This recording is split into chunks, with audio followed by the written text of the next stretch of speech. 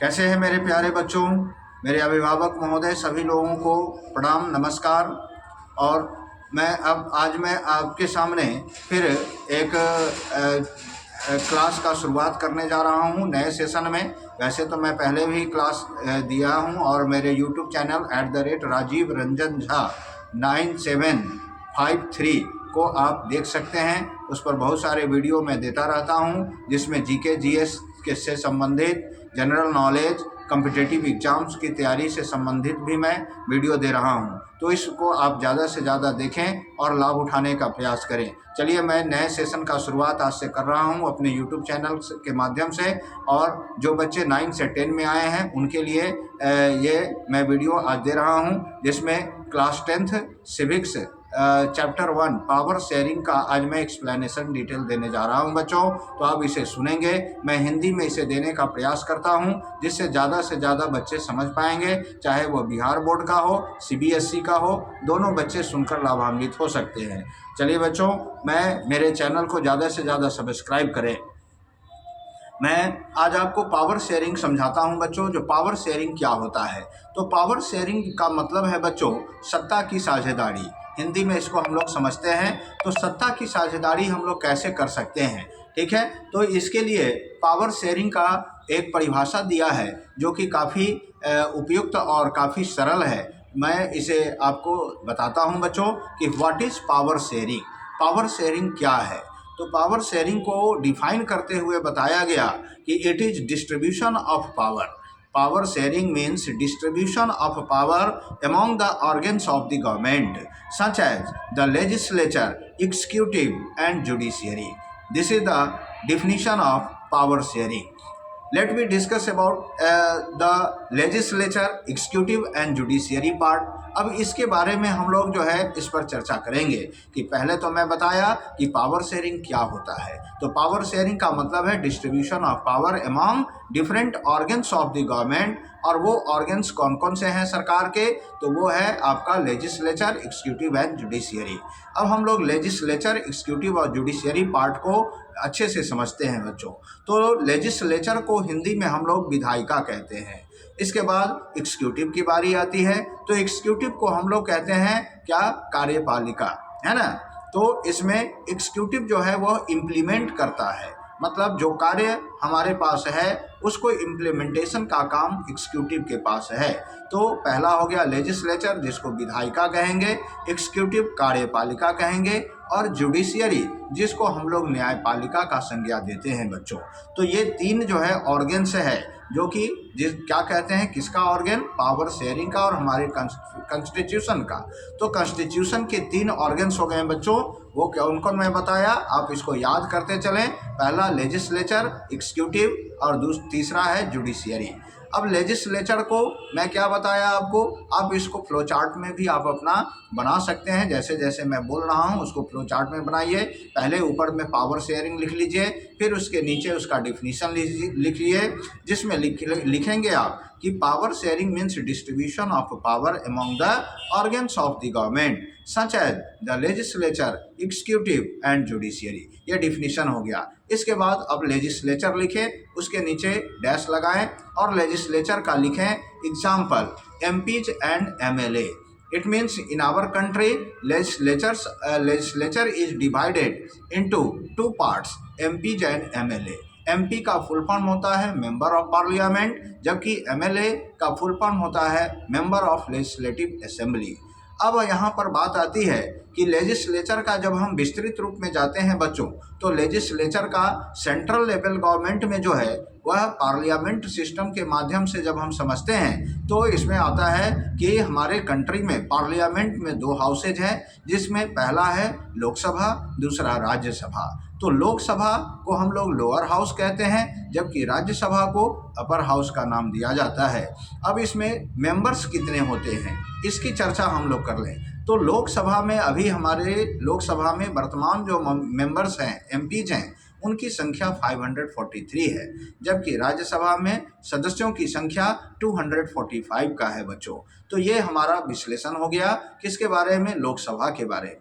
अब इसके बाद हम लोग राज्यसभा की बात करते हैं। तो राज्यसभा, जिसको उच्च सदन का नाम दिया जाता है हमारे देश में, और इसको अपर हाउस कहते हैं इंग्लिश में। और जब इसके नंबर की बात करें तो इसमें 245 नंबर्स हैं। और इसके बाद इसकी संख्या जो है ये 245 है बच्चों, और इनको भी हम राज्यसभा का सांसद कहते हैं बच्चों। तो ये हमारा दो हाउस है, लोकसभा और राज्यसभा। तो अब जब हम स्टेट लेजिस्लेचर की बात करते हैं बच्चों, तो हमारे देश में जैसा कि हम जानते हैं बच्चों 28 स्टेट्स हैं हमारे और 8 यूनियन टेरिटोरीज हैं। तो हम लोग जब स्टेट्स की बात करें तो जैसे हम बिहार राज्य में रहते हैं बच्चों, तो बिहार राज्य का बात करें तो हमारे देश में क्या है लेजिस्लेचर में कि कुछ राज्यों में जो है वह यूनिकैमरल सिस्टम है।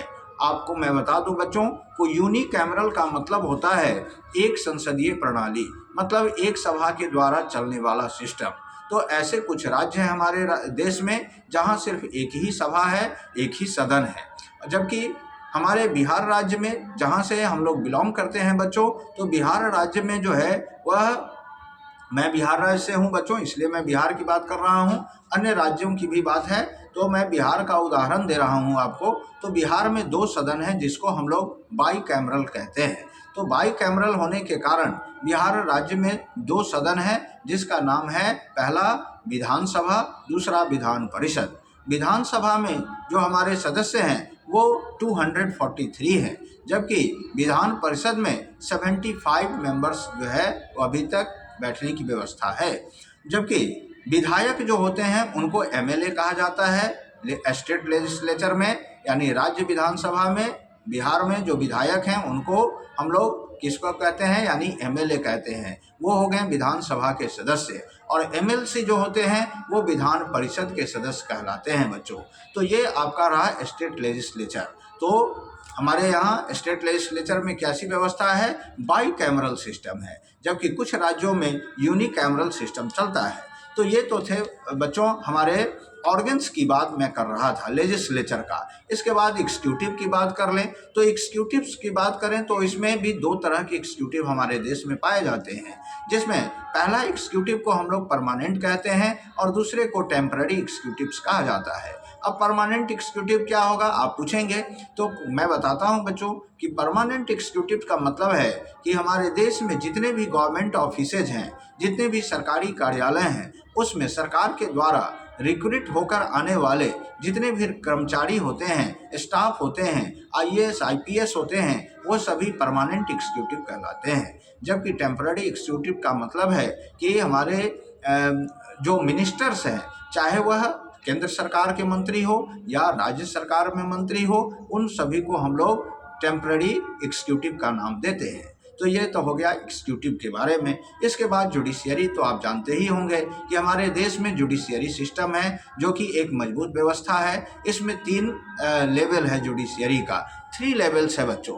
तो इस 3 लेवल्स में जो है बच्चों, इसमें क्या है कि पहला सुप्रीम कोर्ट कहते हैं जिनको सर्वोच्च न्यायालय कहा जाता है, दूसरा जो है उसको हम लोग हाई कोर्ट कहते हैं, और तीसरा जो है वह डिस्ट्रिक्ट कोर्ट कहलाता है। डिस्ट्रिक्ट कोर्ट का दूसरा नाम भी है बच्चों जिसे हम सब ऑर्डिनेट कोर्ट कहते हैं। अभी वर्तमान में हमारे देश में जो सुप्रीम कोर्ट है उसको वह जो है कहाँ स्थित है, यह कोई आपसे पूछ सकता है, तो यह आप बताएंगे कि न्यू दिल्ली में है। और इसमें जो चीफ जस्टिस हैं, यानी हमारे देश के सर्वोच्च न्यायालय के मुख्य न्यायाधीश, वो अभी मिस्टर सूर्यकांत हैं। यानी सूर्यकांत जो है वह श्रीमान सूर्यकांत जी हमारे देश के वर्तमान मुख्य न्यायाधीश हैं। इसके बाद हम लोग स्टेट लेजिस्लेचर स्टेट जुडिशियरी की बात करें, यानी हाई कोर्ट का, तो यहाँ पर जो है वर्तमान में पटना में हमारे जो है हाई कोर्ट हैं, और हाई कोर्ट में भी मुख्य न्यायाधीश होते हैं और सब अन्य न्यायाधीश होते हैं। इसी तरह से डिस्ट्रिक्ट कोर्ट होता है जो 3rd जुडिशियरी लेवल है, और इसको सब ऑर्डिनेट कोर्ट भी कहा जाता है। तो ये तो थे ऑर्गन्स ऑफ द गवर्नमेंट। अब इसके बाद जो है पावर शेयरिंग में ये 3 चीज़ें महत्वपूर्ण हैं जो कि मैं अभी एक्सप्लेन किया, यानी लेजिस्लेचर, एग्जीक्यूटिव एंड जुडिशियरी। अब इसके बाद हम लोग बात करेंगे बच्चों, ये तो इंट्रोडक्शन था पावर शेयरिंग के बारे में। और इसका डिटेल एक्सप्लेनेशन था बच्चों, जिसको मैं अभी आपको बताया। अब इसके बाद हम लोगों की कहानी की शुरुआत होती है पावर शेयरिंग चैप्टर का। प्रथम जो है उसमें बेल्जियम एंड श्रीलंका की कहानी हम लोग पढ़ेंगे, जो कैसे बेल्जियम जो देश है वहाँ और श्रीलंका में कैसे जो है हम लोगों का पावर शेयरिंग है और पावर शेयरिंग के माध्यम से सरकारें चलती है, इसके बारे में हम लोग विस्तृत चर्चा फिर करेंगे अगले वीडियो के माध्यम से। तब तक के लिए मैं आपको आराम देता हूं और फिर मैं दूसरा वीडियो आपके लिए लेकर आता हूं बच्चों। सभी बच्चों को बहुत बहुत प्यार, शुभ प्यार और सभी बच्चों के लिए बहुत सारी शुभकामनाएं। आप मेरे YouTube चैनल से बने रहें और मुझे आशा है कि आप मेरे चैनल को ज़्यादा से ज़्यादा लोगों तक पहुंचाएंगे, सब्सक्राइब करके, लाइक करके, शेयर करके। धन्यवाद बच्चों।